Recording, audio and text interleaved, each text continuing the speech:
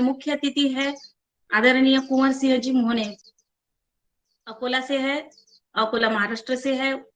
एक बार उनका मार्गदर्शन हुआ है हमारे जैविक दैनिक व्यवहार क्लास में, और भी दूसरी बार वो हमने उनको ज्वाइन किया है। तो आगे आदरणीय कुंवर सिंह मोहने जी अभी पीक का मौसम चालू है, तो वो पीक संरक्षण के बारे में ही चर्चा करेंगे। तो उनको हम आमंत्रित करते हैं। आदरणीय कुंवर सिंह जी मोहने, आप आइए और अपना सुंदर प्रस्ताव रखिए और मार्गदर्शन भी दीजिए। आदरणीय कुंवर सिंह जी मोहने। आप स्क्रीन शेयर कर लीजिए। स्क्रीन शेयर कीजिए। मेरी आवाज आती है अब तक? हाँ, आवाज आ रही है। और स्क्रीन शेयर हो गई क्या? नहीं। अब हाँ, आप उधर से शेयर कीजिए।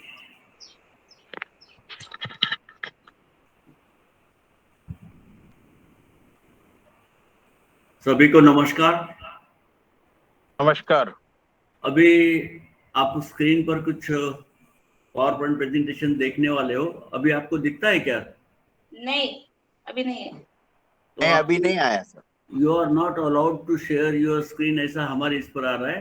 क्या आपको उधर से ओपन करना चाहिए इसको? हमारे इस पर मैसेज आता है। आपके इधर से करना पड़ेगा सर, आपके इधर से। करो। मोहने सर नमस्कार। नमस्कार नमस्कार जी। कैसे हैं? सुजीत चक्रवर्ती बोल रहा हूँ पुणे से। जी जी, आप भी हमारे जैसे सीनियर सिटीजन में आ गए। अब अच्छा लगा। दिखते हैं, दिख रहे हैं, लेकिन अभी हुए नहीं है। अरे भाई, दिख रहे तो है ही ना। एलिजिबल नहीं हुए। उनको बोलो कि वो परमिशन दो बोले उधर से शेयर करने की। मैडम, इसमें आप मैसेज आता है, आपकी परमिशन चाहिए स्क्रीन शेयर करने के लिए।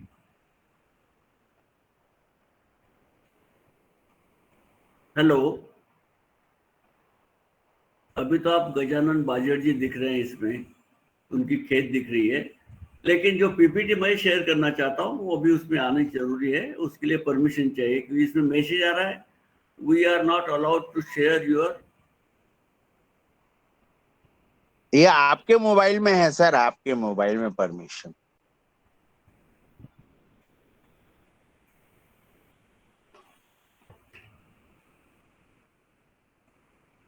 फिर भी सेम मैसेज कंटिन्यू देख तो ना सर इसमें।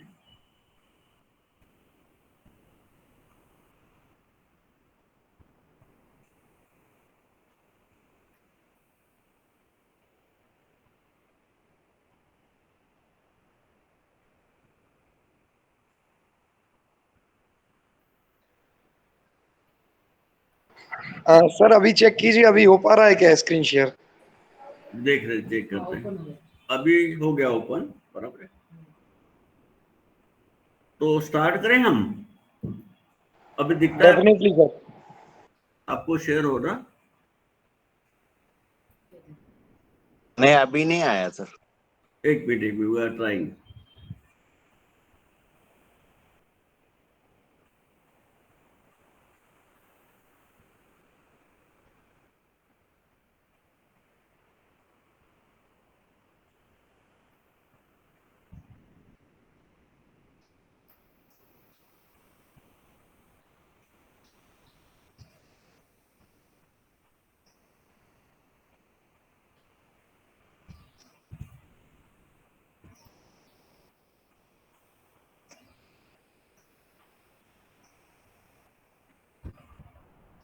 अभी तो शेयर हो रहा है ना?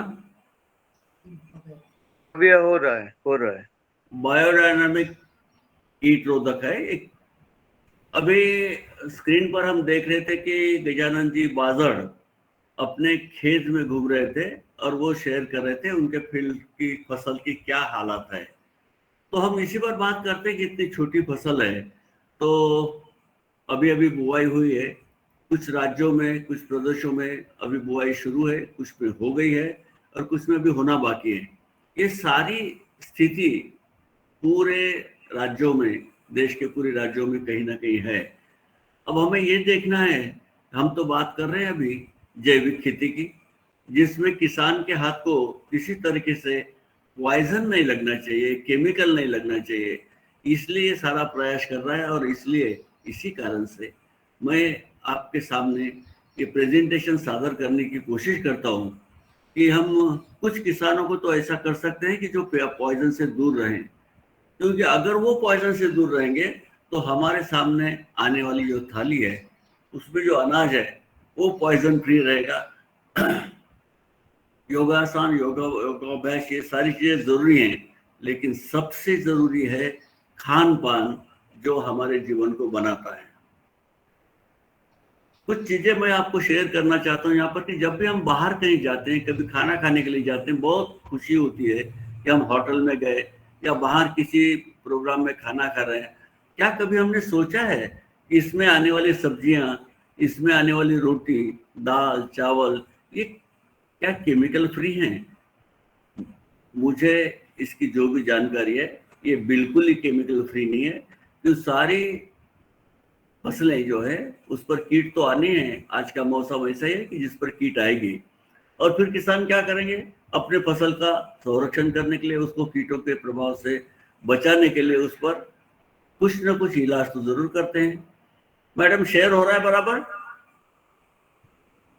हेलो, मोनी साहब उसको फुल स्क्रीन कर दीजिए, फुल बेहतर दिखेगा। जी जी जी, आपको आवाज तो आती है? हाँ, बिल्कुल क्लियर सुनाई दे रहा है। और अभी ठीक है? आवाज आ रही है, फुल स्क्रीन कर दीजिए उसको। फुल स्क्रीन किया है। अच्छा, अभी हुआ नहीं है। ठीक है ठीक है, फिर आप वो चालू रहिए। सुनाई तो दे रहा है, हाँ, दिख भी रहा है। दिख भी रहा है तो ये यही उद्देश्य है मेरा, ये सभी को दिखना चाहिए। आपको स्क्रीन पर नहीं आ रहा है? स्क्रीन पर आ रहा है, दिख रहा है। एक्चुअली महाराष्ट्र में हम जब इसका विस्तार करने की कोशिश करते हैं तो हमारा जो काम है वो मराठी में है। महाराष्ट्र के लोग मराठी भाषा बोलते हैं, इसलिए ये जो प्रेजेंटेशन है, ओरिजिनल प्रेजेंटेशन हमने जो बनाया है कि लोग केमिकल से दूर रहे, उनको समझना जरूरी है कि क्यों हमें कर रहे हैं। तो ये प्रेजेंटेशन आप जो स्लाइड्स देखेंगे इस पर तो मराठी में लिखा है, लेकिन मैं कोशिश करूंगा अपनी तरफ से कि हमारे सारे किसान भाई जो देश में खेती करते हैं वो ये समझे कि हमें केमिकल को छूना नहीं है, केमिकल अपने हाथ को नहीं लगना चाहिए, इसीलिए ये सारा प्रयास है। अब देखिए, हम टोमेटो खाते नहीं, मिर्ची खाते नहीं, बैंगन खाते नहीं, पालक लेते हैं, इन सारे इस पर वो कीटनाशक स्प्रे किए जाते हैं, छिड़काव किए जाते हैं, जो अत्यंत अत्यंत जहरीले होते हैं। और जहरीले इसलिए होते हैं कि हम जब छिड़काव करते हैं तो हमें तो ऐसा लगता है कि हम कीट मर रही है इस पर की, लेकिन ये सारे केमिकल्स, या तो आप सभी जानते हैं कि जब हम छिड़काव के लिए केमिकल खेत में ले जाते हैं तो सारी कंपनी वो इसके साथ में स्टिकर करके एक और से अलग से दवाइयाँ देते हैं ताकि ये जो कीटनाशी है ये फसल पर से नीचे ना गिर जाए। तो इसका मतलब हो गया जब हम पालक खाएंगे, जब कोई भी चीज खाएंगे तो वो कीटनाशी तो उसको चिपकी है, वो तो अपने पेट में जानी है। ये तो बात आसान थी समझने के लिए भी, लेकिन मैं जो जानता हूँ कि ये जो कीटनाशी फवारी जाती हैं इसे सिस्टेमिक इंसेक्टिसाइड्स या पेस्टिसाइड कहते हैं, कि जो कि फसल की बदन में खींचे जाते हैं, और जहाँ जहाँ भी फसल जाती है उसके साथ में, चाहे वो टोमेटो, पालक हो, बैंगन हो, ककड़ी हो, इनके सभी के साथ में वो जाते हैं। और इसीलिए मैं आपको यहाँ पर जो दिखा रहा हूँ कि बड़े खुश हो रहे हैं सब लोग कि हम बहुत बढ़िया भोजन खा रहे हैं, लेकिन वो नहीं जानते कि इसमें ये लाल ट्रैंगल वाली कितनी दवाई छिड़की हैं जो हमारे भोजन में आ गई हैं। अत्यंत विषारी, कम विषारी, विषारी और सौम्य विषारी। इसका क्या मतलब हो गया? इसका मतलब है कि ये सारे जहर हैं। ये जहर का काम है जीव को मारना, चाहे आज हो, कल हो, या कुछ दिन के बाद में हो। तो ये इससे हमें बचना है। देखिए हम इसका कैसा असर होता है। तो अभी स्क्रीन शेयर हो रही है? हाँ, हो रही है। ओके।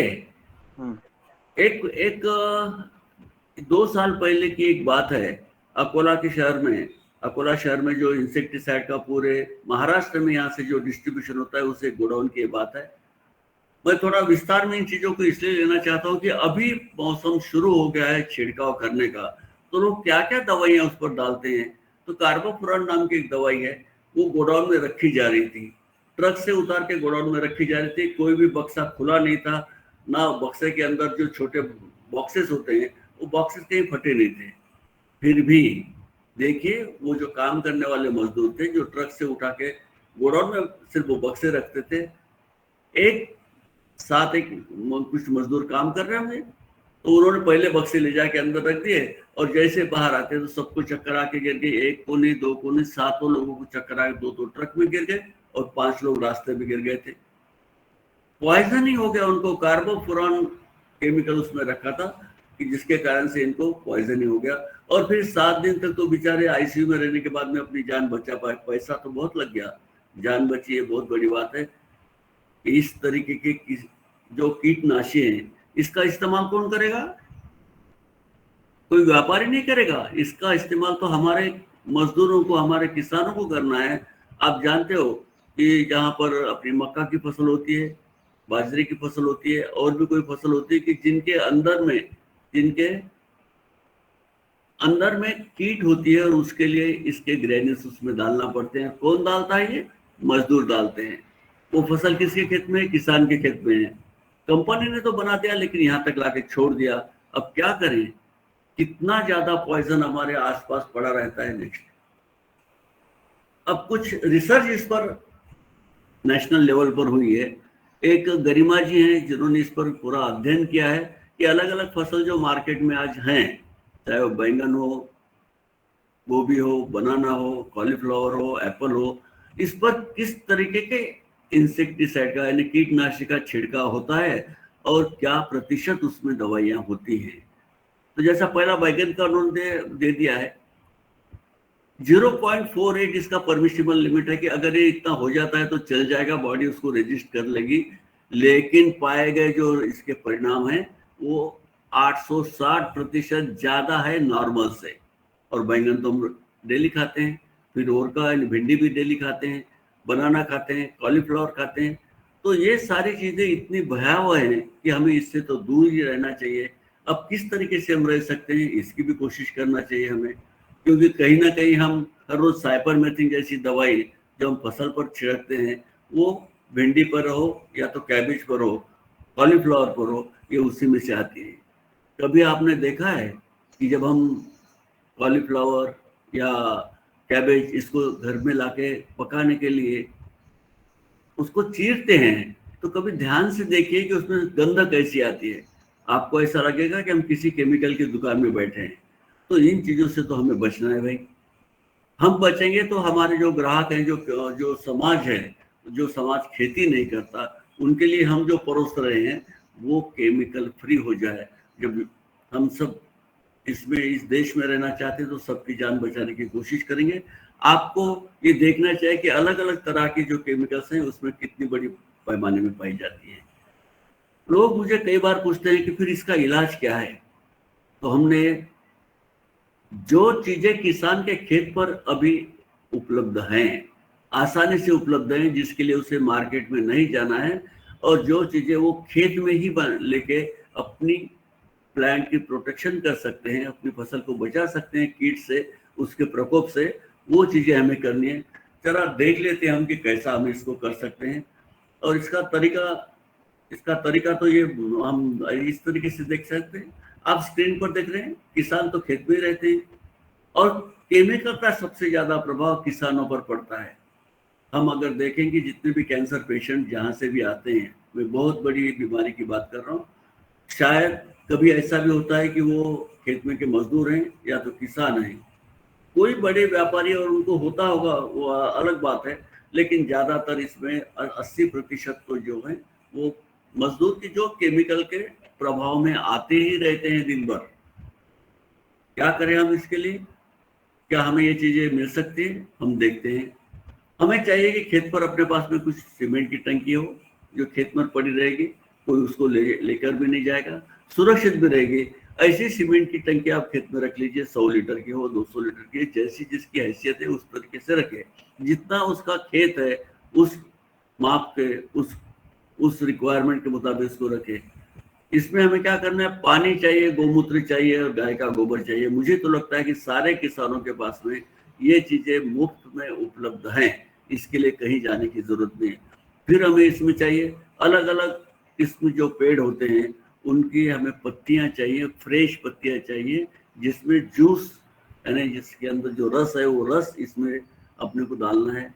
कड़ूलिन तो सब जानते हैं, रुई, कई जगह महाराष्ट्र में इसको रुई बोलते हैं। इसके फूलों की माला तो बजरंगबली को हम डालते हैं, ये रुई चाहिए। फिर क्लस्टर एप्पल यानी सीताफल, ये भी चाहिए। ये सारी चीजों के फोटोग्राफ्स मैं अभी आपको सामने दिखाने वाला हूँ। सभी जो चीजें हैं, किसान वहां पर आके रुक जाता है, कीट तो मर गए लेकिन मेरे फसल को टॉनिक की जरूरत है क्या। हर किसान यही सोचता है कि मेरी फसल मेरा उत्पाद जो है वो टॉनिक के भरोसे पर ही आता है, और इसलिए सारे लोग मार्केट में जाके अलग अलग तरीके के टॉनिक लाते हैं। लेकिन किसान भाइयों, मैं आपको बताना चाहता हूं कि हमारी कोई भी फसल टॉनिक के सहारे नहीं पनपती। हमारी फसल जो पनपती है वो मिट्टी के भरोसे पर। जितनी अच्छी मिट्टी रहेगी तो वो उतना ही उसका अपने को लाभ मिलेगा। इसीलिए हम इसमें क्या करते हैं, हर खेत में, हर गांव में जो सुबबुल के पेड़ होते हैं उसके पत्ते हमें इसमें लगेंगे। कुछ लोगों के पास में बागवानी खेती होगी जहाँ पर लगातार हम इरिगेशन करते रहते हैं, गीलापन रहता है, तो वहां पर तो फफूंद बहुत हो जाते हैं। कभी कभी उस जड़ जो होती है इस फसल की, उसमें भी अंदर जाके उसमें भी कुछ कृमि बन जाते हैं कि जो ऊपर अनाज नहीं जाने देते। उसके नियंत्रण के लिए हमें जो अपना गेंदा का पेड़ होता है, छोटा पेड़, फूल होते हैं, उसकी पत्तियां होती हैं, जो भी है सब पूरा उसमें चलेगा, जिसको हम मराठी में पंचांग बोलते हैं। फूल से लेके जड़ से लेके उसके तने तक सारी चीजें। मुझे लगता है आप सभी जानते हैं कि ये सारी चीजें किसान के खेत के बॉर्डर पर ही मिल सकती हैं, कहीं मार्केट में जाने की जरूरत नहीं। बाहर से क्या लाना है, हमें सिर्फ 2 चीजें लेनी है जो कि हर गांव में किसान अपने खेत पर बना सकता है, जिसमें है बायोडायनामिक यस9 कल्चर। अभी इसकी पूरे देश में सभी जगह इसका उपयोग जो है, महाराष्ट्र हो, साउथ हो, मध्य प्रदेश हो, उस नमामि गंगे इतना बड़ा प्रोग्राम चल रहा है, हर किसान के यहाँ पर ये सब चीजें हैं। और यस9, ये बायोडायनामिक यस9 जो है, ये तो हम गाय के गोबर से बनाते हैं, किसान अपने घर पे बना सकता है। ये हमें इसके लिए जरूरी है। इतनी चीजें अगर अपने पास में, तो हमें एक चीज लेनी है, वो है ऊर्जा, जो नेटल घास होती है उसकी पाउडर होती है, ये चीजें। तो ये 2 चीजें हमें सिर्फ बाहर से लेनी है, बाकी तो सब चीजें अपने पास है। अगर इस तरीके का हम बनाते हैं तो हमारे खेत में फसल का सब नियंत्रण इसमें हो जाता है। और ऐसा ही नहीं है कि मैं आपको सिर्फ यहाँ पर बता रहा हूँ, इन सारी चीजों का परीक्षण हमने नेशनल लेवल पर ICAR से किया है, और उनके कहने के मुताबिक जब हम इस बायोडायनामिक, इसको हम पेस्ट रिपेलेंट बोलते हैं, बायोडायनामिक पेस्ट रिपेलेंट का जब यूज करते हैं तो उसमें सबसे बड़ी मात्रा में नाइट्रोजन फसल को मिलता है। तो फसल कभी भी, कपास हो तो पत्ते लाल नहीं होते, कोई भी फसल पीली नहीं पड़ती, क्योंकि इसमें 37.26% नाइट्रोजन है। ये बहुत विशेषता है इसकी, क्योंकि जो पत्तियां हमने डाली वो क्या है, इसका यहाँ पर अपने को फास्फोरस मिलता है, पोटेशियम मिलता है, आयरन है, मैग्नीज है, जिंक है, कॉपर है। और क्या चाहिए खेती के लिए, इतना ही तो चाहिए, कोई टॉनिक की जरूरत नहीं अगर ये चीजें अपने पास में होती हैं तो। और इसीलिए हमें इस नैसर्गिक, इस प्राकृतिक चीजों का यूज हमें अपने खेत में इस्तेमाल करना है कि हमें जहरीले कीटनाशकों की जरूरत न पड़े। कैसा करें, तरीका भी हमें जानना जरूरी है। तो मैंने पहले बात की थी गोमूत्र की।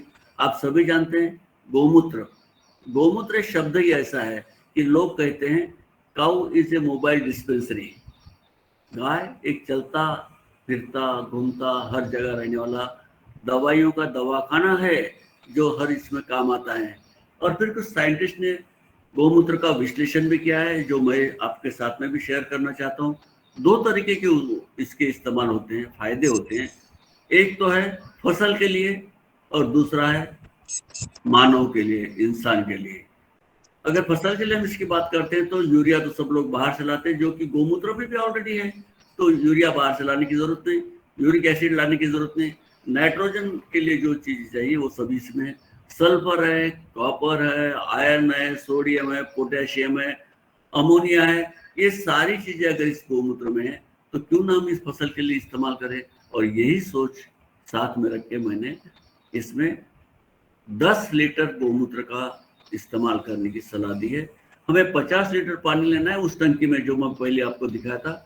50 लीटर फ्रेश वाटर खेत में का सीधा सीधा, यानी बोरवेल का हो, कुएं का हो, नहर का हो, फ्रेश वाटर 50 लीटर गिन के लीजिए, 10 लीटर गौमूत्र गिन के डालिए। इतनी बड़ी अगर उपलब्धि इस गौमूत्र में है तो हमें उसका यूज करना चाहिए। और यह भी जान लें कि मानव के लिए इसका क्या हमें उपयोग है। इसके सारे गुणधर्म जो एंटी माइक्रोबायल है, एंटी कैंसर है, किडनी को ये अपनी बढ़ावा देता है, उसकी एक्टिविटी बढ़ा देता है, जो खून हमारे शरीर में बहता है उसको प्यूरिफाई करता है। अलग अलग कारण से अगर खून खराब भी हो गया तो गौमूत्र के कारण से वो शुद्ध हो सकता है। आप सभी को याद होगा कि बचपन में कभी हमको आधा कप रोज सुबह गौमूत्र पिलाया करते थे, क्योंकि हमारा खून शुद्ध रहे इसलिए। और ये अपने खून में जो लाल रक्त पेशियां हैं RBC, इसका प्रोडक्शन बढ़ाती है। खून को शुद्ध करने वाली बात तो मैंने अभी आपको बताया। फिर इसमें बहुत सारे एंटीबैक्टीरियल ऐसे तत्व हैं कि जो बैक्टीरिया से होने वाले जितने भी इसमें अपने रोग होते हैं, फसल पर डिसीजेस होते हैं, उसको नियंत्रण करती है। और इसीलिए हमने गौमूत्र को उसमें लिया है। इसमें देखिए एंटीबैक्टीरियल कई जगह पर है, एंटी फंगल है, एंटीबैक्टीरियल है। अगर आप देखेंगे तो इसमें स्वर्ण क्षार है, शायद आपने कभी सुना होगा, कभी नहीं भी सुना होगा। स्वर्ण क्षार के कारण से इसकी प्रॉपर्टीज सबसे ज्यादा अच्छी है और ये हमारे गाय के गोबर में आसानी से हो जाता है। हम अपने भी, अगर इंसान को भी कभी खेत में कोई जख्म हो जाती है, अगर उस पर गौमूत्र डाल दे तो वो जख्म वो दुरुस्त करने का काम गौमूत्र से होता है। इसलिए अपने को कितना लेना है, 10 लीटर गौमूत्र लेना है। हमारे पास में यहाँ भी समय है और खेत में भी समय है, इसको गिन के लेना है। इसकी मात्रा अगर कम ज्यादा होगी जिसके परिणाम विपरीत भी हो सकते हैं। अगर गौमूत्र ही किसी ने बोल दिया कि चलो हमने क्लास में सुना था बहुत ज्यादा गौमूत्र डाल दें फसल जल जाएगी, हमें वो नहीं होने देने का। इसलिए 50 लीटर पानी उसके साथ में 10 लीटर गौमूत्र, ये प्रमाण, ये मात्रा आप ध्यान में रखिए। और इसके साथ में हमें इसमें इस्तेमाल करना है गाय का गोबर। गाय तो पवित्र है, गोबर भी दे रही है, उसमें भी नत्र है, स्फुरद है, पालाश है, लोहा है, जस्त है, कॉपर है, मैग्नीशियम है, कैल्शियम है, पोटेशियम, और क्या चाहिए। ये सारी चीजें तो हमारे गाय के गोबर गोमूत्र से ही हमें मिल रही है। हमें इसमें ताजा गोबर चाहिए गाय का 5 किलो, गिन के 5 किलो गोबर डालिए, उसे लकड़ी से हिला लीजिए। एक ख्याल में रखिए कि अभी हम ड्रम में हमारे पास में हो गया 50 लीटर पानी और 10 लीटर गौमूत्र, यानी 60 लीटर दवाई हमारे फसल के लिए हम बना सकते हैं। लेकिन इसमें कुछ और पत्तियां भी हमें ऐड करनी है, इसमें कुछ और भी चीजें ऐड करनी है। जो यस9 की बात मैं आपको कर रहा था कि जो गाय के गोबर से बनाया जाता है यस9 कल्चर, ये बायोडायनामिक तरीके से बनाया जाता है। किसान अपने घर पर, अपने खेत पर ये सब चीजें बना सकते हैं। हर बार इन्हें बाहर से मार्केट से खरीदी करके लाने की भी जरूरत नहीं पड़ी। लेकिन पहले पर समय अगर है तो आप ले सकते हैं सुपा बायोटेक से या सर्ग विकास समिति से, जो ऑर्गेनिक में अग्रणी संस्था है पूरे भारतवर्ष में, उनसे आप ले सकते हैं। यहाँ हम फसल के संरक्षण में क्यों यूज कर रहे हैं इसका, क्यों इसमें ट्राइकोडर्मा है। एनालिसिस हमने इसका किया है, Indian council of agriculture research के साइंटिस्ट ने, जिनका अभी आप सिग्नेचर भी देखे थे, उन्होंने इसमें बताया कि इसमें ट्राइकोडर्मा बहुत बड़ी मात्रा में है कि जो हमारे फसल के बहुत सारी जो नुकसान देने वाली फफूंद होती हैं उनका नाश करती है। फिर इसमें बिहेवियरिया बड़ी मात्रा में है कि जब हम इसको फसल पर छिड़काव करेंगे तो ये बिहेवियरिया वो बुरशी है, वो फफूंद है कि जो कीटक के शरीर पर अगर लग जाता है तो कीटक के शरीर में ही वो बड़ी पैमाने पर उसका काम तो बंद हो जाएगा। जैसा ये शरीर में चला जाएगा उस इल्ली का, उस लार्वा का, उसका काम करना बंद हो जाएगा, सुस्त पड़ी रहेगी। लेकिन उसके बदन में बिवेरिया का बहुत बड़ी पैमाने पर विस्तार हो जाएगा, बहुत बनेंगी। और जब वो इल्ली मर के फट जाएगी तो उसके शरीर से फिर बिवेरिया निकलेगा। और जहां पर भी ये बिवेरिया किसी भी जीव के, चाहे वो कीटक हो चाहे वो इल्ली हो, इनके स्पर्श में आता है तो उसके भी शरीर में लगेगा और उसके भी क्रिया करने की जो क्षमता है वहीं पर रुक जाती है। हमें कीटकों को मारना हमारा उद्देश्य नहीं है, हमारी फसल को बचाने का हमारा उद्देश्य, ये ख्याल में रख लीजिए। और फिर यस्नाइन कल्चर जो है तो गाय के गोबर से बना है, इसमें जिब्रेलिक एसिड है, इंडोलेसिटिक एसिड है, सूडोमोनास है, स्पुरद PSB, phosphate solubilising bacteria, phosphate solubilising bacteria, ये तो वरदान है गाय के गोबर से जो यस्नाइन बनता है। इसमें राइजोबियम है, एजोटोबैक्टर है, एजोस्पिरिलम है, नत्र की जो मात्रा फसल को चाहिए वो देने वाली ये चीजें हैं। और हमारे खेत में जो स्पुरद, जो फॉस्फेट सालों से पड़ा है कि जो फसल ले नहीं पा रही, अभी भी हम लोग लेते हैं, बोनी लाते हैं, खेत में डालते हैं, ये पता नहीं कि क्या हमारे फसल को मिल रहा है। मेरा ये कहना है कि जितनी भी खेती की आपने एनालिसिस की होगी, मिट्टी की एनालिसिस की होगी, उसका अगर पीएच 7 से ऊपर है तो कोई भी फॉस्फेट अपनी फसल नहीं ले सकती। और इसीलिए हमें इस पीएसबी का जिस तरीके से हो उसको खेत में इस्तेमाल करना चाहिए। अब हमें इसके साथ में कुछ पत्ते डालने हैं क्योंकि हमें प्लांट प्रोटेक्शन करना है, फसल को बचाना है कीटकों के प्रकोप से। तो ऊर्जा जो क्या थी मैं आपको बताया, 200 ग्राम वो पत्ते हैं, वो हिमालयन रेंजेस से, वो वनस्पति जो है वो छोटी वनस्पति जो है वो हिमालयन रेंजेस में होती है, जहाँ का तापमान 30 डिग्री तक होता है। उसकी सुखा कर उसके पाउडर कर ली, क्योंकि ये सही में पेस्ट रिपेलेंट है। फॉर्मिक एसिड का बहुत बढ़िया स्रोत है ये। और जब हम स्प्रे करते हैं तो इसमें से वायु निकलती है जो कीटकों को फसल से दूर रखती है। तो ये सारी चीजें नॉन केमिकल है, इसमें कोई भी केमिकल नहीं है। क्या आपको नीम के पत्ते मालूम है? मेरी आवाज आ रही है अब तक? हेलो जी आ रही। आपको नीम के पत्ते जी दिख रहे जी हैं? हाँ जी सर आ रही है जी।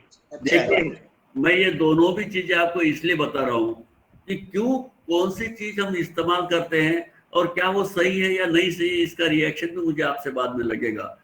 अभी तक 20 साल से हम इस तरीके से करते आ रहे हैं किसानों के साथ में, अभी तक तो सभी को इसमें सफल प्रयोग से सफल उसका परिणाम मिले हैं।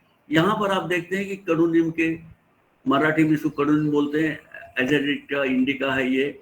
इसके ऊपर जो आपको फल दिख रहे हैं ये निम्बोई मराठी में बोलते हैं इसको, और नीम सीड ये बोलते हैं। तो हमें अभी जो समय, आज का समय, आज हम बात कर रहे हैं, अभी तो बहुत सारे पेड़ों के निम्बोई नीचे गिरी हुई होगी। जहां भी किसान को ये संभव हो वो इनको जमा करके अपने पास रख ले, इनको जमा करके रख लो, क्योंकि फिर से एक साल आपको नहीं मिलने वाली। और ये फसल के कीट प्रबंधन के लिए सबसे बढ़िया, सबसे बड़ा अच्छा रामबाण उपाय है, इसलिए हमें इसको जमा करके रखना है। बाद में जब काम पड़ेगा मैं थोड़ी देर से आपको बताता हूँ भी ऐसा करना है तो। लेकिन ये पत्ते जो आप देख रहे हैं, जो पत्तियां देख रही हैं, हमें यहाँ पर हमारी इस ड्रम में, इस सीमेंट के ड्रम में जिसमें पानी और ये गोमूत्र है, उसमें इसके 5 किलो पत्ती डालनी है। क्यों डालनी है? क्योंकि इन पत्तियों में एजेडिडक्टिन है, इमिसिडिन है, निम्बिडिन है, ये सारी चीजें हैं कि जो अगर पत्तों पर इसका छिड़काव होता है तो कीटक इसको अपना मुंह नहीं लगा सकते, उसको खा नहीं सकते, वहां से दूर रहेंगे। और क्या चाहिए हमें? तो इसका, हमारे फसल का संरक्षण ही करने का है। और जब हम इस नीम के पत्तों का इस्तेमाल करते हैं तो फसल को नाइट्रोजन की भी मात्रा इससे मिलती रहती है।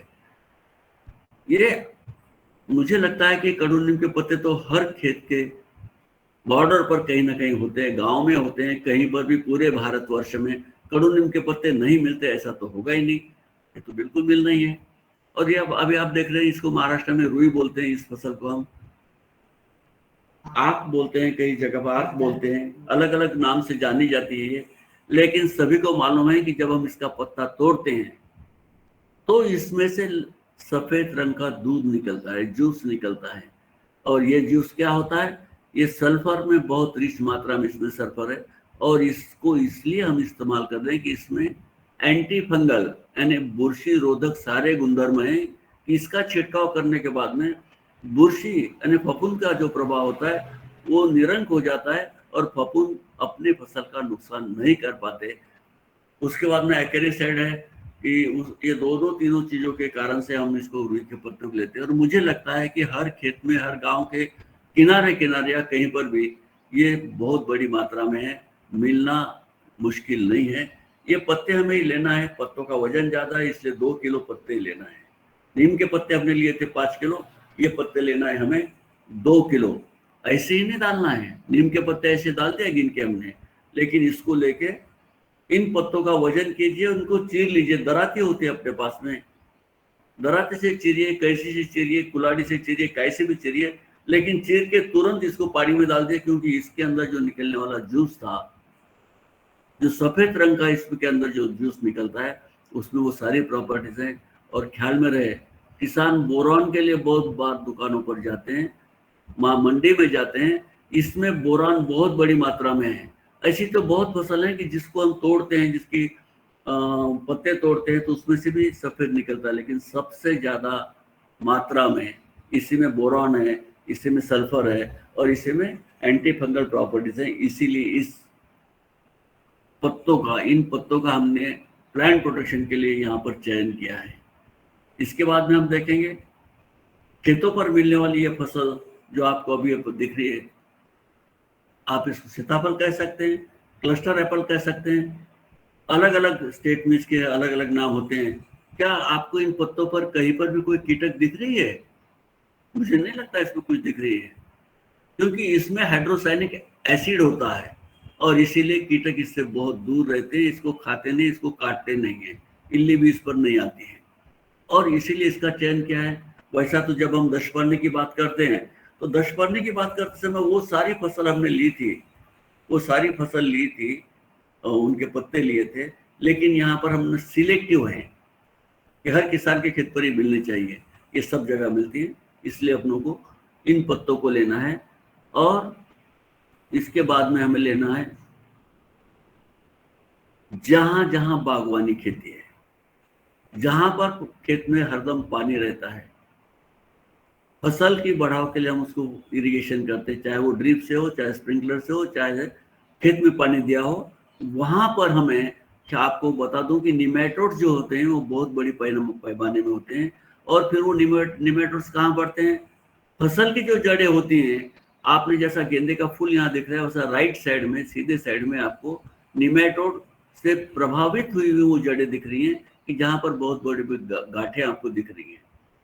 इसका मतलब क्या हुआ कि जमीन, फसल तो जमीन में से अनाज दे रही है, लेकिन निमेटोड्स उसको फसल की तरफ नहीं जाने दे रहे, वहीं पर रोक दिया, रास्ता रुक गया है, पाइपलाइन रुक गई, वहां पर फसल की तरफ कोई भी अन्न द्रव्य, न्यूट्रिएंट्स ये नहीं जा रहे। और फिर फसल का क्या होता है कि नीचे, जैसा नीचे के फोटो में मैं दिखाने की कोशिश करता हूँ, तो ये फसल की जो बाढ़ होनी चाहिए, ग्रोथ होनी चाहिए, वो रुक जाती है और अल्टीमेटली अंततः हमें इस फसल से उत्पाद नहीं मिलता है। और फिर हम इसके लिए बहुत सारे टॉनिक्स लाएंगे, ये करेंगे, कुछ फायदा नहीं, क्योंकि जमीन के अंदर से आने वाला पानी, जमीन के अंदर से आने वाले मिनरल्स, जमीन के अंदर से आने वाले न्यूट्रिएंट्स ये वहीं रुक गए जो फसल तक नहीं पहुंच रहे। इसलिए हमने गेंदे को लिया। इसको लेना तो क्या है, फूल चाहिए, पत्ते चाहिए, जड़ें चाहिए और इसका पूरा तना चाहिए। इन सबको लीजिए, गिन लीजिए। मैं बार बार गिनने की बात इसलिए कर रहा हूँ, प्रमाण बहुत महत्व का है। 2 किलो इसको, कम से कम 2 किलो इसको गिन लीजिए। फिर इसको काट के इसके बारीक बारीक हम इसके टुकड़े बनाएंगे और अपने ड्रम में डाल देंगे। सब एक ड्रम में हम इसलिए डाल रहे हैं कि उसका पानी, उसका वहां पर जूस उतर जाना चाहिए। आपने देखा होगा कि यहाँ पर हम सारी बातें प्लांट प्रोटेक्शन की कर रहे हैं। और एक बहुत इंपॉर्टेंट चीज है कि जो आप आज की तारीख में आपको फसल पर दिखेगी, वो है फसल का रस चूसने वाले बहुत सारे कीड़े, जिसमें एफिड्स हैं, जैसिड्स हैं, व्हाइट फ्लाई है।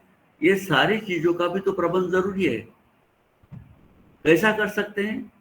मुझे लगता है ये जो आपको यहाँ पर मैंने वनस्पति दिखाई है, ये आपको अब देखने के बाद में ख्याल आएगा, अरे ये तो अपने खेत के बाजू में है, इसके पत्ते लेने हैं हमें 2 किलो। इसके पत्ते ये, इस पर भी कोई कभी कीड़ी नहीं दिखती, चूसने वाली कोई कीड़ी नहीं दिखती। इसके पत्ते सीधे हैं, जो सिकुड़े नहीं हैं। इसमें क्या क्या चीजें हैं, क्या नहीं है, ये बातें तो हैं। इसी का अध्ययन करके हमने इसमें चयन किया है कि किसान के पास में अगर ये आता है और आज अगर बुआई हो गई है तो यहाँ से लेके 1 महीना या 1.5 महीने तक फसल पर इल्ली और इनके बजाय ज्यादा आते हैं वो ये रस चूसने वाली कीट, जिससे अपनी फसल सिकुड़ जाती है। महाराष्ट्र में इसको कोकड़ा भी बोलते हैं और अलग अलग जगह अलग अलग नाम होते हैं फसल के, जिसका नुकसान होता है। उससे अगर हमारे फसल को बचाना है तो इसके पत्ते लीजिए 2 किलो। इसको चीरने की जरूरत नहीं, छोटे पत्ते होते हैं, सीधा पानी में आप इसको डाल दीजिए। अब ये तो हमारी सारी चीजें हो गई, ये तो सारी चीजें हो गई कि हमारे फसल का हमें अलग अलग प्रकोप से जो संरक्षण करना है, प्रिवेंटिव करके हम इसको इस्तेमाल करने का है। इसीलिए अब अगर बुआई हो गई है तो किसान भाई इसको अपने खेत में अभी से बनाना शुरू कर दें। सारी चीजें खेत में अभी भी हैं, ये डाल देनी चाहिए। अगर कहीं किसी जगह पर सीताफल की पत्ती आपको नहीं मिलती, हो सकता है कि क्लस्टर्ड एप्पल जिसको सीताफल बोलती है, अगर नहीं मिलती तो आप इसके लिए ये फसल के पत्ते भी ले सकते हैं। ये हमें 2 लेना है। अगर सीताफल के पत्ते पर्याप्त मात्रा में अगर अपने पास में नहीं मिल रहे हैं तो क्या उसके लिए ऑप्शंस होते हैं, ये मैं आपको दिखा रहा हूँ। 2 किलो लीजिए इन पत्तों को। ये तो गांव में मिलते हैं लेकिन बहुत कम मात्रा में होते हैं और कोई आपको हर बार ये इसके पत्ते तोड़ने की परमिशन नहीं देगी। इसलिए अगर मिलते हैं तो इसको डाल सकते हैं, लेकिन अगर सीताफल के पत्ते नहीं हैं तो इनका इस्तेमाल करने का। अगर सीताफल के पत्ते हैं तो इनको नहीं लेने का है। अगर ले लिया तो कोई नुकसान इसमें नहीं होने वाला है। गुड़वेल आप सभी जानते हैं, इसके बहुत अच्छे गुणधर्म हैं। तो ये पोंगा मिया पिनाटा करके है, करंज जिसको बोलते हैं, तो इसके भी पत्ते अपन डाल सकते हैं। मैं ऑप्शन दे रहा हूँ आपको, ये सब जगह नहीं मिलते। पपीते के पत्ते भी बहुत अच्छा काम करते हैं, बहुत ही बढ़िया इसके रिजल्ट मिलते हैं इसके जूस के। लेकिन हर गांव में जहाँ पर इरिगेशन नहीं है वहां पर पपीता नहीं मिलेगी, और पपीता होगी भी तो वो तो पपीता का फसल लेने के लिए करता है, तो कोई हमको पत्ते तोड़ने के लिए परमिशन नहीं देता है। और इसीलिए अगर सीताफल नहीं मिले और ये मिलते हैं तो इसके 2 किलो पत्ते आप ले लीजिए। यहाँ बात आती है टॉनिक की। फसल हरी भी रहनी चाहिए, खेत में जाने के बाद में आनंद भी आना चाहिए कि हमारी फसल कहीं लाल नहीं होगी, कहीं पीली नहीं होगी, कहीं सूख तो नहीं रहे। इसलिए हर खेत में, हर गांव में देहातों में सब जगह पर सुबबुल सब जानते हैं। अगर शब्द का अंतर हो, कुछ शब्द उस एरिया में नहीं अगर किसान यूज करते हैं, तो आप देख सकते हैं, ये चित्र देख सकते हैं। ये वो सुबबुल के पत्ते हैं जिसमें सबसे बड़ी मात्रा में फसल को नत्र मिलता है, नाइट्रोजन मिलता है, जो फसल को हमारे एकदम हरा रखता है। इसे कितना लेना है हमें? 5 किलो लेना है। और क्या लिया था 5 किलो? नीम के पत्ते लिए थे 5 किलो, और ये 5 किलो लेना है। सुबबुल है, इसके पत्ते 5 किलो लेना है। अभी तक जितनी भी चीजें हमने बताई, इसमें से किसी भी पत्तों के लिए हमें बाजार में जाने की जरूरत नहीं। अगर हमारे पास में गिरी पुष्प मिल जाता है तो गिरी पुष्प की पत्ते भी आप ले सकते हैं। या तो अभी तो फसल छोटी है, लेकिन बाद में अगले स्प्रे के समय अगर तुअर के पत्ते बड़े हो जाते हैं तो नाइट्रोजन के इसके लिए तुअर के पत्ते ले सकते हैं। लेकिन सुबबुल ऐसा है कि जो साल भर सब जगह पर सही पर अपने पास में अपने को मिल सकता है, हम उसका इस्तेमाल कर सकते हैं। एक ध्यान में रहे कि जितनी भी फसल लेंगे उन सारे फसलों में क्या कर रहे हैं, हम यहाँ पर गिन रहे हैं। हमें पता नहीं है कि जब हम नीम की पत्तियां इकट्ठा करते हैं तो 5 किलो कितना है, एक मुट्ठी में बैठे इतना है या बहुत बड़ी मात्रा में है। हम इसमें सीताफल की पत्ती बारीक होती है, कितनी है ये पता नहीं है। सुबबुल की पत्ती का वैसे और छोटी होती है, तो कितनी मात्रा में ये तो उसका माप करके ले सकते हैं। आप इनको गिन लीजिए ढंग से, और कहाँ डालना है, वो ड्रम में डालना है अपने को, जहाँ हमें दवाई इसी बनानी है। इसमें कोई भी चीज पॉइजनस नहीं है। अगर इसमें कोई भी चीज पॉइजनस होती तो ये मजदूर जो हैं अपने छोटे बच्चे को अपने साथ में लेके यहाँ पर नहीं बैठते थे। ये इसका प्रमाण है कि जो चीजें हम यहाँ पर इस्तेमाल कर रहे हैं वो पॉइजनस नहीं है। कड़ू नीम की तो बड़ी मात्रा में हर रोज हम इस्तेमाल करते हैं देहात में दातून करने के लिए। तो ये चीजें हमें करना जरूरी है और आसान भी तो है। सभी चीजें खेतों में मिलती हैं, कहीं पर पैसा खर्चा करने की जरूरत नहीं है, जो पूर्णतः सुरक्षित है। तो ये देखिए कि लोग बड़ी खुशी खुशी इसको कर रहे हैं, अलग अलग देहातों में कर रहे हैं और किसान खुश है।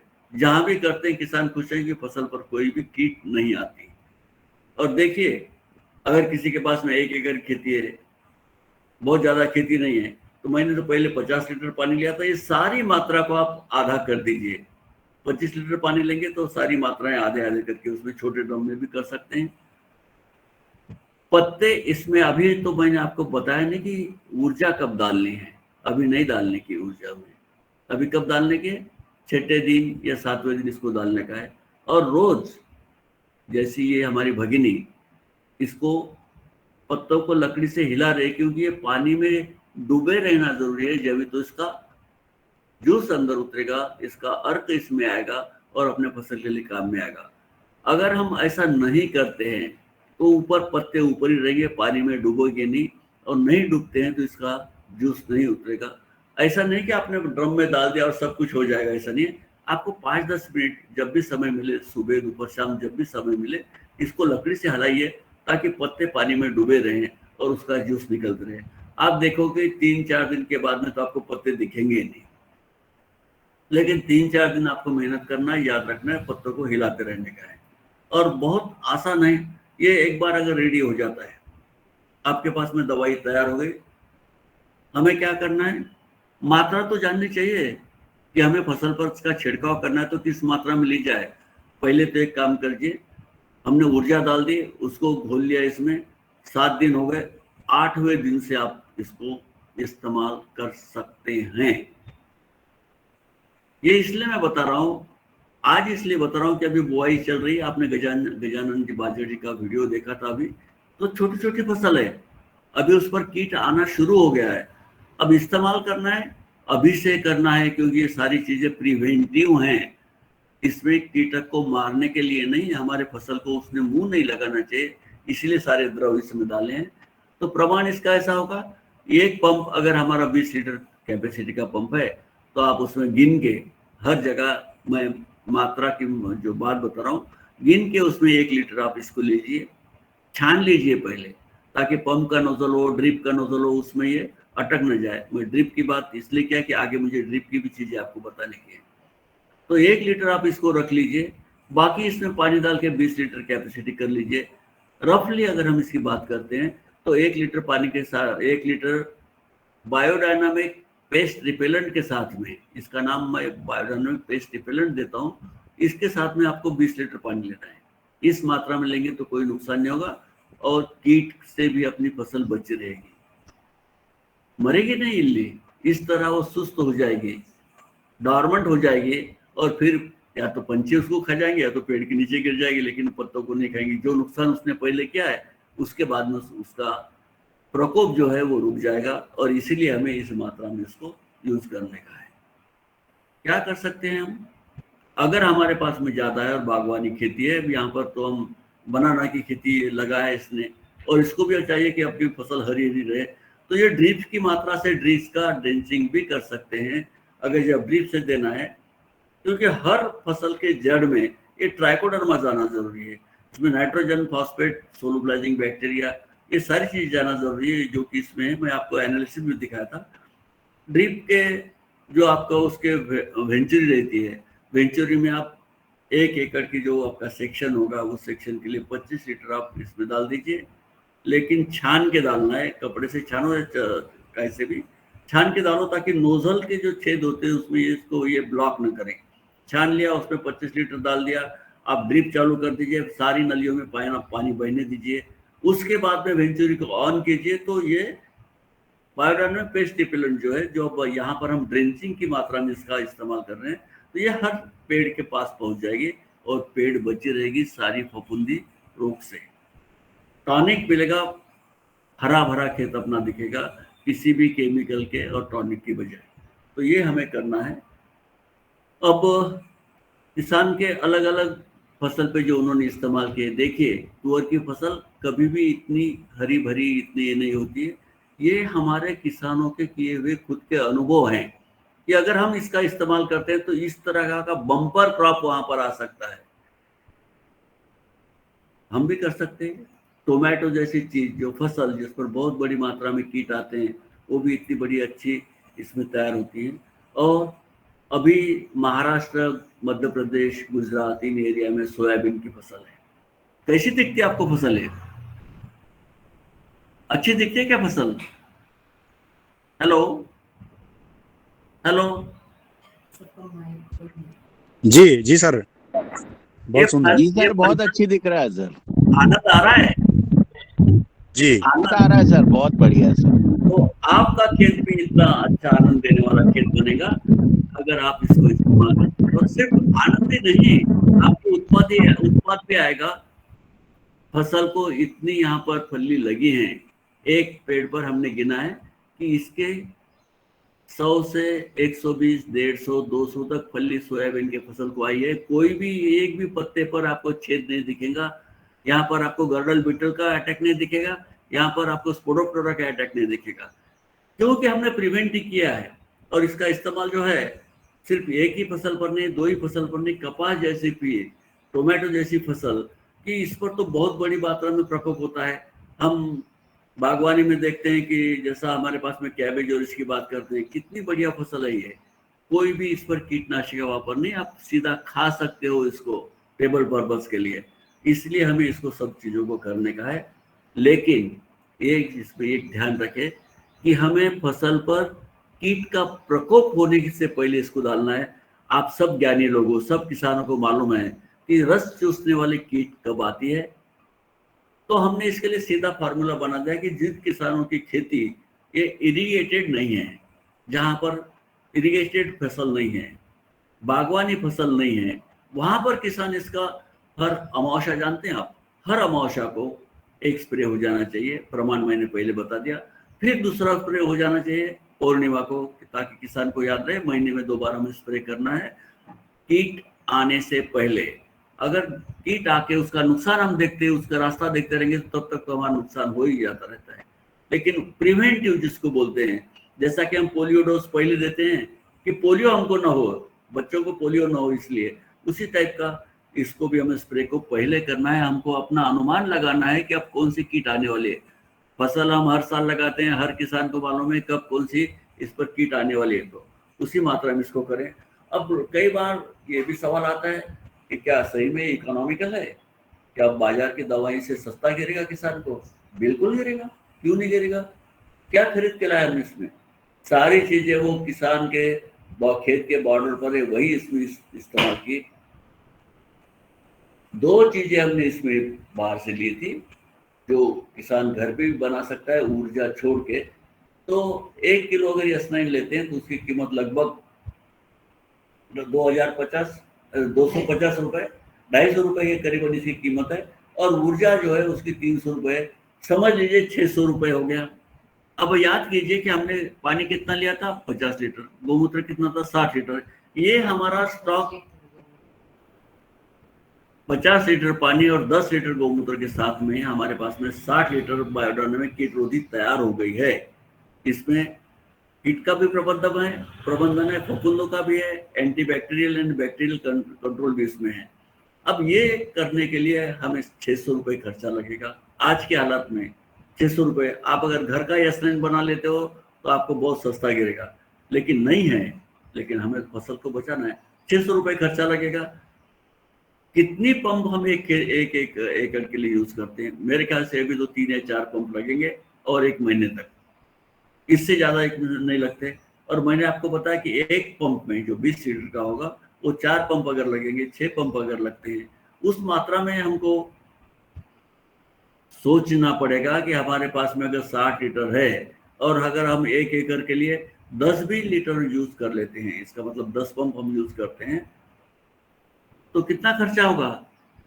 1 एकड़ का खर्चा होगा, 10 का मतलब हो गया कितना खर्चा होगा, सोचिए।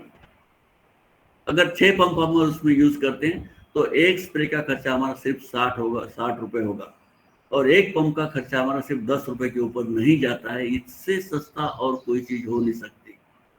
एक पंप 1 लीटर का खर्चा इसका 10 रुपए आता है।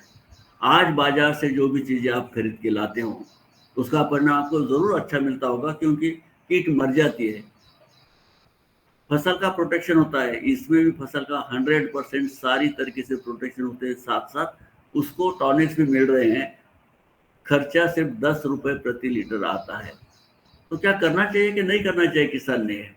मुझे तो लगता है ये करना ही चाहिए, और ये इकोनॉमिकल भी है, आसान भी है, और जिंदगी बढ़ाने का एक तरीका भी है, क्योंकि पॉइजन हाथ को नहीं लगेगा तो शरीर में नहीं जाएगा, और शरीर में नहीं जाता है तो हमारी उम्र बढ़ेगी।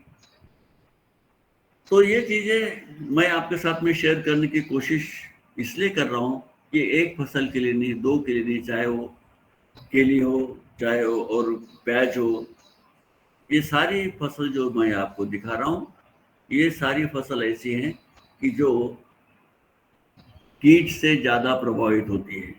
लेकिन मित्रों, किसान भाइयों, मैं आपको सलाह दूंगा कि इस बायोडायनामिक कीटरोधी को किसी और से खरीद के इसका इस्तेमाल मत कीजिए, क्योंकि जहां मैं देखा भी मार्केट में कुछ जगह पर आता है, तरल खाद का मतलब है लिक्विड मैन्योर, इसको ही मैं बायोडायनामिक पेस्ट रिपेलेंट बोलता हूँ, सेम थिंग। अब इसकी कीमत अगर आप देखेंगे तो 120 रुपए प्रति लीटर करके बेच रहा है, और हमें पता नहीं कि उसमें पानी कितना है, गोमूत्र कितना है, रेडीमेड लिया कर लिया। अगर हमें करना है तो अभी से कीजिए, ताकि जब भी कीट हमारे खेत में आएगी तो हम पहले से रेडी रहेंगे। खेत में रखना है, इसकी कोई बदबू नहीं आती है, ख्याल में रखिए। अगर किसी को लगता है इसकी बहुत बदबू आती है तो क्या करिए, आपके पास में तुलसी के पत्ते होते हैं, 1 किलो तुलसी के पत्ते डाल दिए तो उसकी बदबू भी नहीं, बदबू काहे की आती है? गोमूत्र की, पत्तों की तो नहीं आती है। और गोमूत्र तो मैं आपको बताया कि डिस्पेंसरी है, चलती फिरती डिस्पेंसरी है, इसलिए इन झंझट में आप कृपया न पड़े। अगर नहीं करना है तो 8 दिन देर से करिए, लेकिन प्री प्लानिंग खेती के लिए बहुत जरूरी है। और हम अपनी दवाई अपने घर पे अगर बना लेते हैं, अगर ये बच भी जाती है तो मैं आपको इसका इस्तेमाल बता दें कि आप ड्रिंचिंग कर सकते हो लगातार, आपकी फसल बहुत हरी भरी रहेगी। मुझे लगता है कुछ चीजें अगर इसमें कि आपको समझ में नहीं आई होंगी, तो विषय मुक्त अगर करना है, विषय मुक्त करना है, ये फसल आप देख रहे हो, आपको आनंद आ रहा होगा। मैं आपको सारी चीजें आनंद वाली आने वाली बताई हैं। तो मुझे आपका सभी का, आप मेरे साथ में जुड़े, ये प्रेजेंटेशन आपने देखा, सुना, समझा इसलिए बोल रहा हूँ कि मुझे आनंद है कि आपको इसका पता चल गया। नई चीज है, थोड़ा नया भी हो सकता है। तो आपके मुझे सभी को धन्यवाद देना है, सभी के यहाँ पर मुझे आभार व्यक्त करना है, और इसीलिए आपको भी धन्यवाद देना है जी। जो भी लोग खेती में काम करते हैं, जो भी विस्तार कार्यकर्ता काम करते हैं, वो सभी से मुझे विनती करनी है, उन्हें सभी को रिक्वेस्ट करनी है कि आप इन चीजों को छोड़िए मत। एक बार सुन लिया, कुछ भी दिक्कत आती है तो किन्हीं करताई के साथ में आप संपर्क करके मेरे से कभी भी बात कर सकते हैं। अब दूसरी बात एक रह गई, भाई चलते चलते एक समय थोड़ा ले लेता हूँ, किन्हीं करताई 1-2 मिनट की बात मैं कर लेता हूँ। अगर हम ये सब करने के बाद में भी ऐसा ही मौसम लगातार बना रहता है, आज जो मौसम है बारिश का मौसम है, अकोला शहर से मैं बात कर रहा हूँ, यहाँ पर तो कल रात से ही बारिश बूंदाबांदी हो रही है और घने बादल आसमान में है।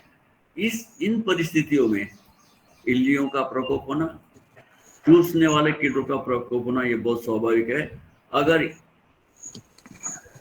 अगर जो बायोडायनामिक पेस्ट रिपेलेंट हमने बनाया वो हम खेत में छिड़काव करने के बाद में भी कभी ऐसा होगा नहीं, ऐसा नहीं है ये, क्योंकि ये प्रकृति है। अगर कोई प्रकोप अपना कंट्रोल नहीं होता तो मैं आपको नीम की जो फल होते हैं छोटे छोटे जो अभी गिरे हैं खेतों में, अगर वो हम हमारे पास में है, वो तो हम बाजार से भी खरीद के ला सकते हैं। आप क्या कीजिए, उसको 5 किलो, ये जो निम्बोई हम इसको बोलते हैं, नीम सीड बोलते हैं, नीम सीड कर्नल्स बोलते हैं, इसको ले लीजिए। ये रामबाण, मैं आपको तरीका बता देता हूँ। किसी भी अपने घर पे रहने वाला, घर पे जो पत्थर रहेगा, लकड़ी का ये रहेगा, मोगरी जिसको बोलते हैं, जिससे कपड़े धोते हैं, वो भी रहेगा। उससे इसको फोड़ लीजिए। ये सीड फूटना चाहिए। सीड के 1 2 3 4 टुकड़े होने चाहिए। बहुत बारीक फाइन पाउडर करने की भी जरूरत नहीं है, मिक्सर में से निकालने की भी जरूरत नहीं है। आप इसको सिर्फ तोड़ लीजिए और अपने घर में जो भी कोई कपड़ा होगा उस कपड़े में 5 किलो गिन लीजिए। फिर भी प्रमाण है, 5 किलो गिन के कपड़े में उसको बांध लीजिए और एक प्लास्टिक के बकेट में 9 लीटर पानी लीजिए। उसमें ये जो अपनी छोटी 5 किलो वाली जो इसकी ये गांठ बांधी कपड़े को, उसको उसमें छोड़ दिए। रात भर इसका, इन नींबू का, ये नीम सीड कर्नल का अर्क उसमें उतरेगा। ये ऑप्शन में बता रहा हूँ, जब हमको पहले रिजल्ट नहीं, किसी चीज से थोड़ा कम रिजल्ट मिलेगा। ये हो सकता है कि एफिड्स कभी कभी बहुत ऐसे वातावरण में कि जब हम खेत में नहीं जा सकते, तकलीफ देते हैं, तो उसके नियंत्रण के लिए भी अच्छा है। तो वो दूसरे दिन सुबह इस नींबोई को बाहर निकाल लीजिए, नीम सीड कर्नल्स को बाहर निकाले, निचोड़ लीजिए ताकि वो जो भी अर्क है वो उस पानी में गिर जाए। हमारे पास में बकेट में गिन के लिया हुआ 9 लीटर पानी है। उसमें 5 किलो ये जो नींबोई थी, ये नीम के जो फल हैं, इसकी जो अर्क उतरा वो 5 किलो का अर्क है। इसमें हमें अपने घर में जो साबुन होती है, उस साबुन का 200 ग्राम का चूरा, उसका फेस करके इसमें दूसरे अलग से 1 लीटर पानी लीजिए, उसमें उसको फेंट लीजिए, उसका फेस बना लीजिए तो, और वो इसमें डाल दीजिए। अब 9 लीटर प्लस 1 लीटर हो गया 10 लीटर। ये हमारा स्टॉक सॉल्यूशन हो गया स्प्रे करने के लिए, छिड़काव करने के लिए। अब ये होने के बाद में हमें क्या करना है कि इसमें का सिर्फ 1 लीटर लेना है।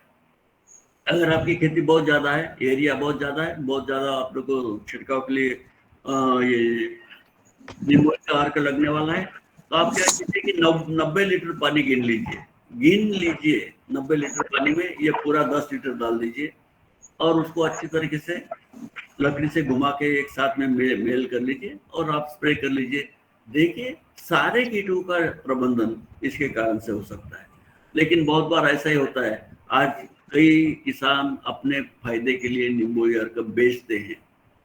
ये सबसे अच्छा तरीका, सबसे आसान तरीका मैं आपको बता रहा, ये तरीका है, क्योंकि इसके हमें बासा करके नहीं, यानी आज बनाया और 10 दिन के बाद में यूज करें, महीने भर के बाद में यूज करें, इसका जो इफेक्टिवनेस है वो कम हो जाता है और हमें उसका रिजल्ट नहीं मिलेगा।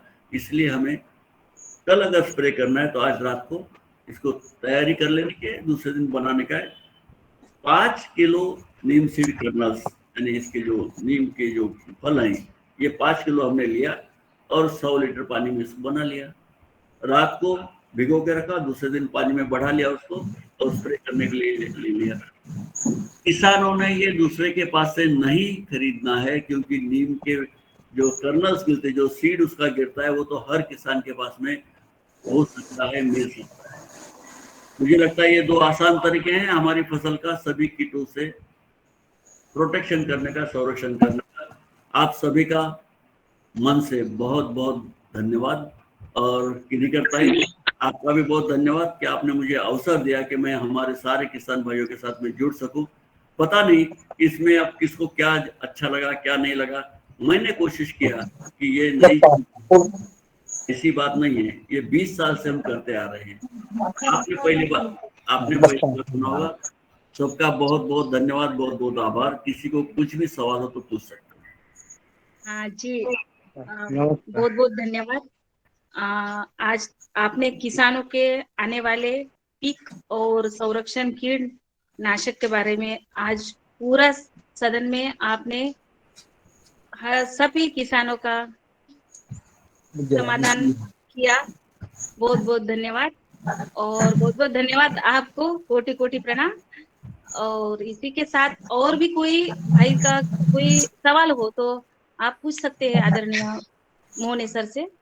तो मैं बताता हूँ कि अगर आप एक बार और समय लीजिए, हम जुड़ेंगे। जी जी, एक महीने के बाद में ऊपर का सही इस्तेमाल करें। सर कोई जैविक फंगिसाइड भी बताइए। मेरा सवाल है, मेरा हाँ भाई जी, ओ भाई जी, आपका मार्गदर्शन तो बहुत अच्छा मिला। यहाँ बहुत बारिश होने के कारण रंजना दीदी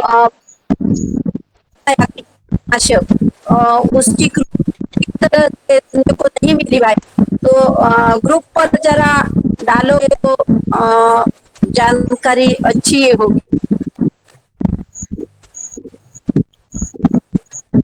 सर का नंबर मिल सकता है क्या? हाँ लीजिए, हाँ मैं शेयर करता हूँ। 9850। हाँ सर फिर से बोलिए तो भाई मेरा। हाँ लिख लीजिए 9850 ये अपने माइक बंद कीजिएगा तब आवाज आएगा। 9850 385 196। ओके, 9850 385196। हेलो सर, मेरा एक सवाल है सर। जी मैं महाराष्ट्र से बात कर रहा हूँ, यवतमाल से। जी अभी हमारे यहाँ पे कपास की खेती की जाती है। जी कपास की खेत में जो नाली गिरती है, जिसको मराठी में उसको बोनाली बोलते हैं। जी जी हाँ आपने बताया नीम की जो निम्बूली रहती है, हाँ उसमें जो एजाडिरेक्टिन जो है, हाँ वो अपने जो बोनाली की जो भी अंडे है उसके ऊपर कुछ सर कार्य करता है क्या? उसके लिए कुछ नियंत्रण के लिए सर कुछ उपाय? आपने जो बताया कि बोलवर्म, बराबर है। हाँ 3 तरह की बोलवर्म आती है। आपको पता होगा कि कपास के प्लांट के ऊपर टॉप में इसके अंडे डाले जाते हैं। अंडे डालने पर इस पे कोई नियंत्रण नहीं है, लेकिन अंडे में से जब भी इल्ली निकलेगी तो वो नीली अंदर एंट्री नहीं कर पाएगी, क्योंकि वहाँ पर एजाडिरेक्टिन है। बहुत सारी वहाँ पर जो आपने जो आपको बताया वो सारी चीजें हैं जिससे वो टच नहीं कर पाएगी, उसको नुकसान नहीं कर पाएगी, अंदर एंट्री नहीं कर पाएगी। आपके पास 3 अलग अलग तरह की फूल होती है। एक तो हरी होती है, एक गुलाबी होती है और दूसरी स्पॉटेड होती है, बराबर है। ये तीनों का नियंत्रण इससे हो जाएगा। अभी मुझे ऐसा पता नहीं था, अभी मेरे पास में तो एक नॉन किसान था इस पर। अभी भी आपकी यवतमाल में एक किसान है जो डॉक्टर पंजाब राव देशमुख जैविक खेती में कपास करते हैं, कपास की खेती करती है, उन सभी को इसका परिणाम तो बिल्कुल फायदा होगा। थैंक यू, धन्यवाद।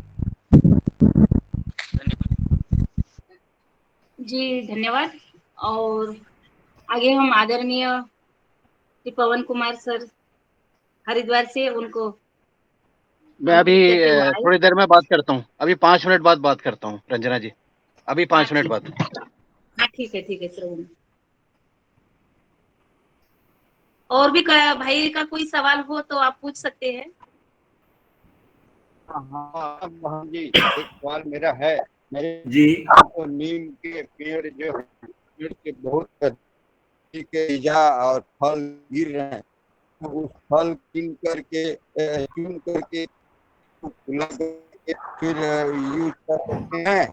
मैं ये प्रश्न करना चाहता हूँ श्रीमान हमारे जो जी हैं आदरणीय से कि जो बीज है, जो फल गिर रहे हैं, उसी फल को चुन के हम फूलने दें और दूसरे दिन उसका स्प्रे करें, यही बात।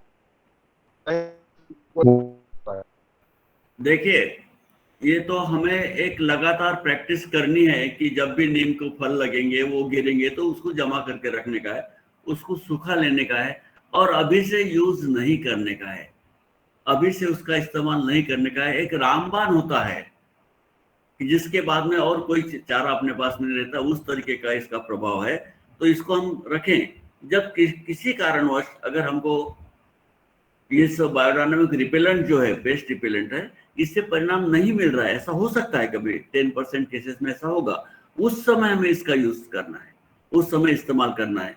और मैं जितने भी किसान भाई अरहर लगाते हैं, तुअर लगाते हैं, अभी रंजना ताई ने जो समय दे दिया 2-4 मिनट का, उसमें बात कर लेता हूँ। अगर हमें तुअर की फसल को, फलियों को बचाना है, ये इसी संदर्भ में है जो आपने अभी सवाल पूछा, उसी संदर्भ में, तो उस समय एक बार इल्ली अगर वो तुअर के फली में, तुअर के इसमें चली गई अंदर, तो उसका कोई नियंत्रण नहीं है। लेकिन वो अंदर न जाए, जैसा हमारे यवतमाल भाई ने पूछा था कि उसके कपास है, उसके जो बोल्स हैं, उस बोल में अगर इसकी एंट्री नहीं हुई तो बच गया ना। इसलिए हमें क्या करना है, अगर आपको वहां उस समय आपके पास में, आप सोचिए 15 अक्टूबर के बाद में या तो नवंबर के फर्स्ट वीक में आपके तुअर के फसल को छोटे छोटे हरे हरे नहीं, ब्राउन कलर के फूल आते हैं छोटे से। उस हर फूल के किनारे आप देखेंगे तो छोटे छोटे अंडे होते हैं, और तब तो हमें ऐसा लगता है बहुत बढ़िया फसल है, यहाँ कुछ भी करने की जरूरत नहीं। लेकिन जरूरत उस दिन है, उसी दिन है, उसी समय है, क्योंकि वो छोटे से अंडे में से निकलने वाली इल्ली एंट्री करके अंदर अगर चले गए तो हम उसको नहीं बचा पाते। इसलिए वो स्प्रे हमारे 15, हम तो महाराष्ट्र में यही बताते हैं लोगों को, यही सजेस्ट करते हैं कि आप 15 अक्टूबर ये तारीख ख्याल में रखिए। इसके बाद में तुअर की फसल को फूल और फल दोनों भी लगने वाले हैं, तो यहाँ से हर अमावस्या और पूर्णिमा को आप पेस्ट रिपेलेंट बोलो या तो नींबू अर्क का यूज कर सकते हैं। ठीक है जी। हेलो सर, जी मित्र कीड़े है जैसे कि ट्राइकोगामा रहता है जी, हाँ, खेत में ट्राइकोग्रामा एक बहुत बढ़िया मित्र कीट है अपनी, ट्राइकोडर्मा नहीं, ट्राइकोग्रामा आपने सुनी। मुझे आपका धन्यवाद देना चाहिए कि कुछ हमारे युवा हैं आपके जैसे कि जो इन सारी चीजों का इस्तेमाल करते हैं। सभी के लिए बहुत बड़ा अपनी किसान ट्राइकोडर्मा यूज करता है, तो वो जो अंडे हैं किसी भी जगह पर जाते हैं तो उस अंडों को कंट्रोल करने के लिए अच्छा काम करता है। क्योंकि ट्राइकोग्रामा वो उसमें से निकलने वाली मक्खी होती है, वो अंडों में अपना खुद का अंडा डालती है। इसका तुअर में उतना परिणाम नहीं होता, कपास में मिलता है। बेस्ट सोल्यूशन है और ये तभी करना चाहिए। देखिए, दो चीजों का फर्क है, प्रिवेंट बता दिया, आपको यूज करना है ये देख के कि ये ट्राइकोग्रामा ये यूज करना है, अंडे होने चाहिए। आपको ऑब्जर्वेशन करना पड़ेगा कब अपने अंडे गिरने वाले हैं। अगर आप गलत हो गए, कहीं बाहर चले गए तो निकल के रोड में चले जाएंगे, इसका यूज करना है। लेकिन ट्राइकोग्रामा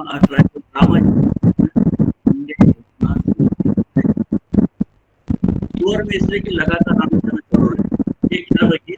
आपको जब यूज करना है बहुत बढ़िया। बहुत बहुत धन्यवाद आपका।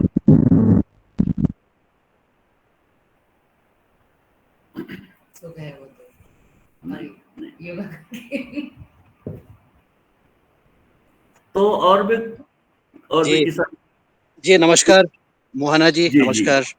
मेरा नाम पवन कुमार है, मैं पतंजलि योगपीठ से हूँ अभी। नमस्कार और मुझे बस ये जानना था कि अभी आप सुपा के साथ एसोसिएटेड हैं? जी।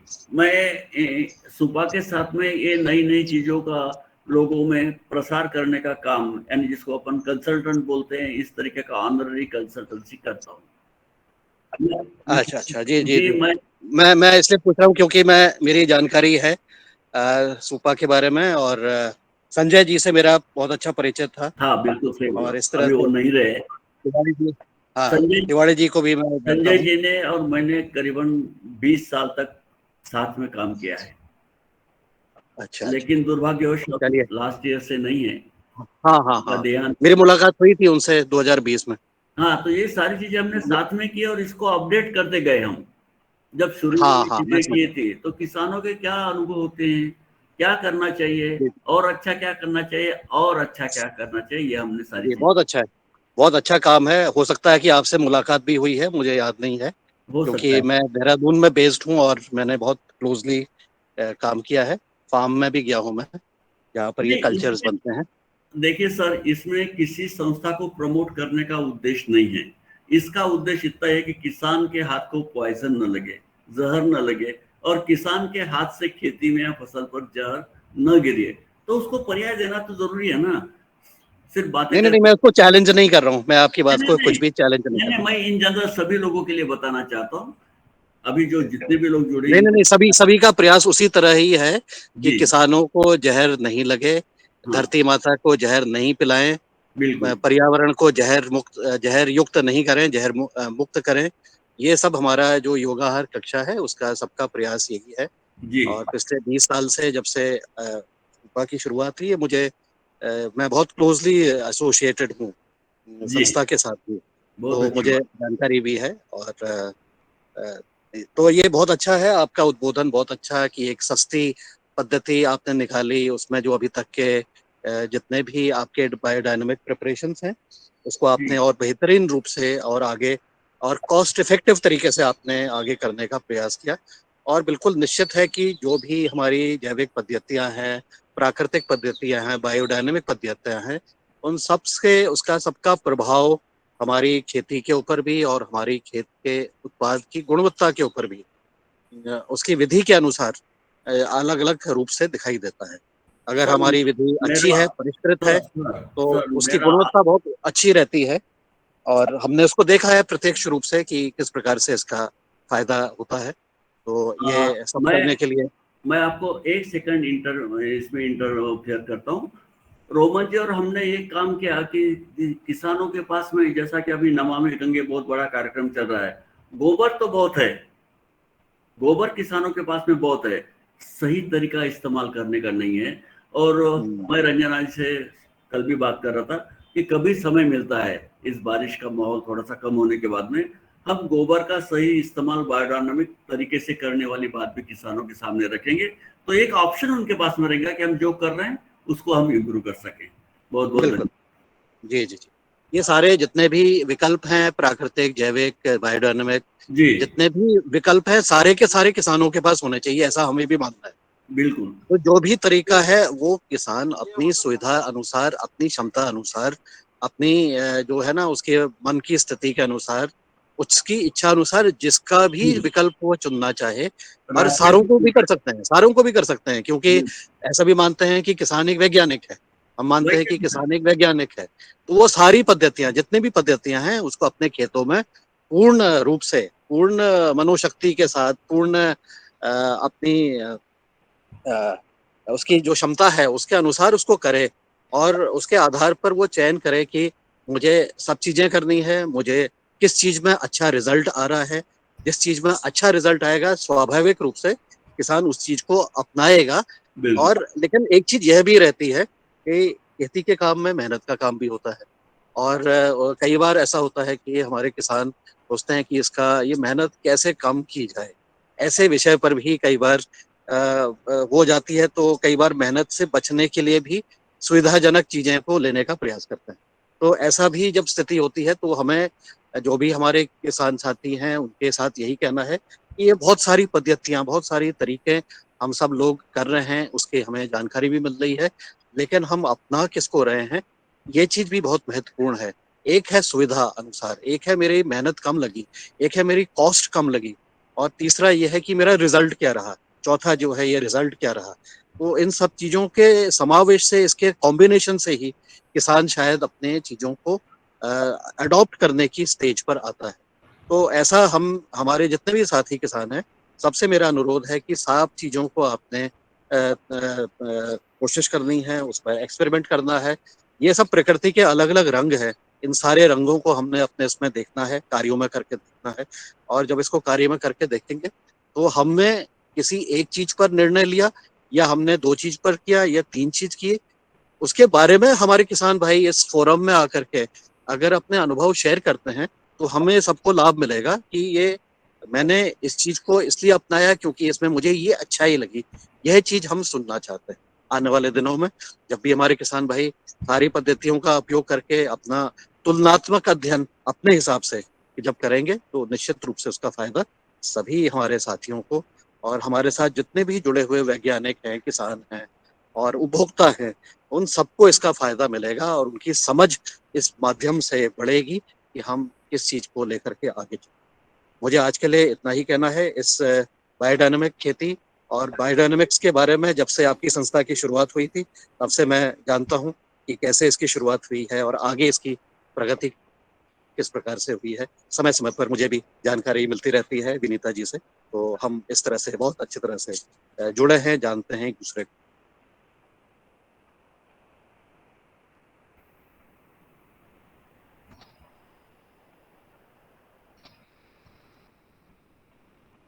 सभी चीजों को लेकर मुझे लगता है कि हम सब चीजों को साथ लेते हुए मुझे अनुरोध करना है कि आने वाले समय पर उनको भी उचित समय दे करके जो चीजें छूट गई हैं उनसे आगे भी कराई जाएंगी। तो निश्चित रूप से हमें पूरा जो पैकेज है और जो पूर्ण रूप से योग करना है उस सब के बारे में हमें और अच्छी तरह से जानकारी मिले। इतना कह के मैं अपनी वाणी को विराम देता हूं, क्योंकि आज भी समय हमारा काफी हो गया है। आप सभी को धन्यवाद, नमस्कार। मोहना जी, आपको भी बहुत बहुत धन्यवाद, अभिनंदन। नमस्कार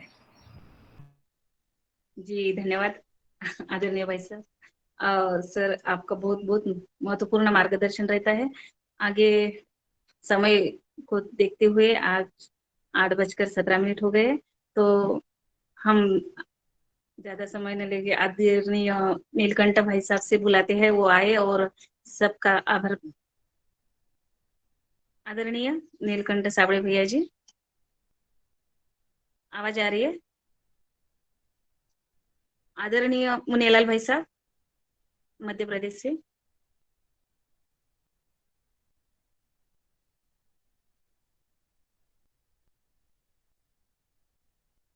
जी, आवाज आ रही है आदरणीय भाई साहब?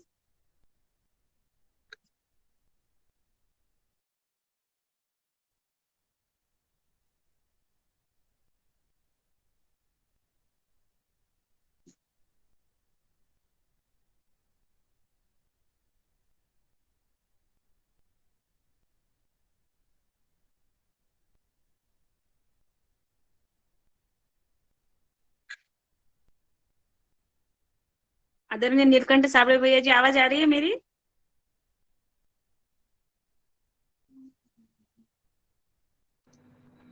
जी जी, आपका आवाज आ रहा है, सदन में आ रहा है। कोई रिप्लाई नहीं हो रहा है। आदरणीय भुवनेश्वर राय जी से हम आमंत्रित करते, वो आए और सब अपना मार्गदर्शन देकर सबका आभार व्यक्त कर। आदरणीय भुवन जी, भाई साहब। आदरणीय भुवनेश्वर राय जी, आप ही आज का समापन कीजिएगा।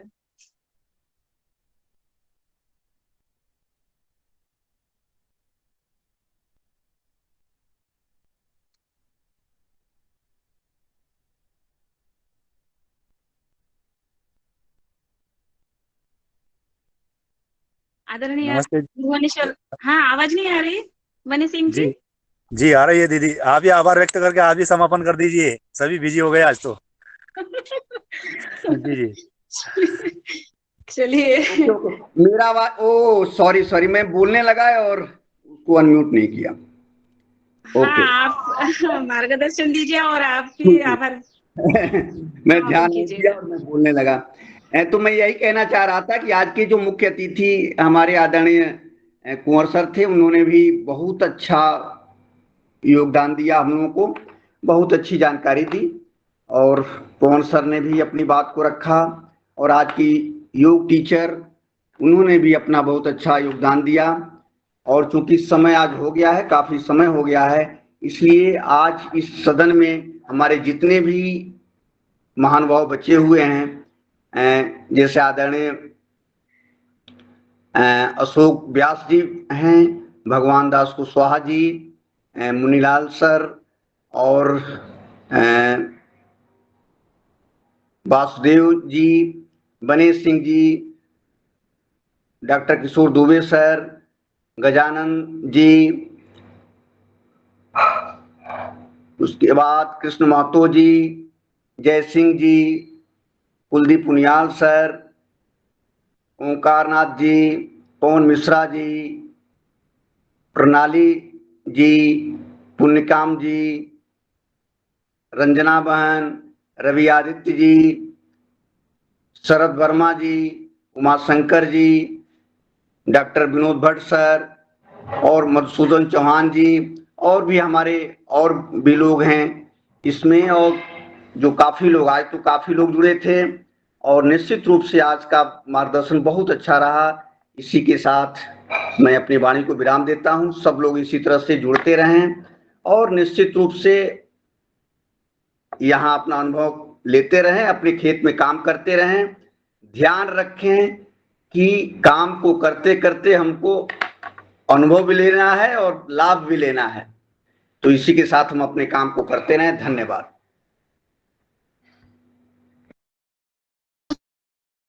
जी धन्यवाद। किया जाए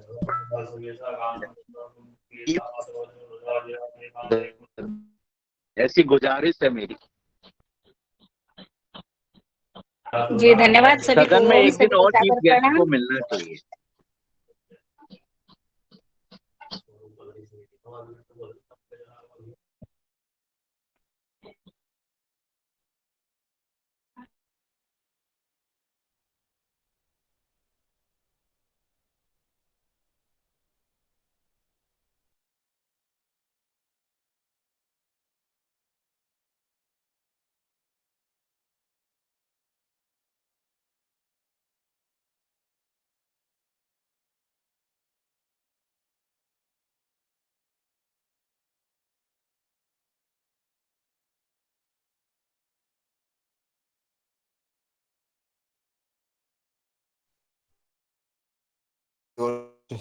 वंदन। आज का दिन शुभ एवं मंगलमय हो।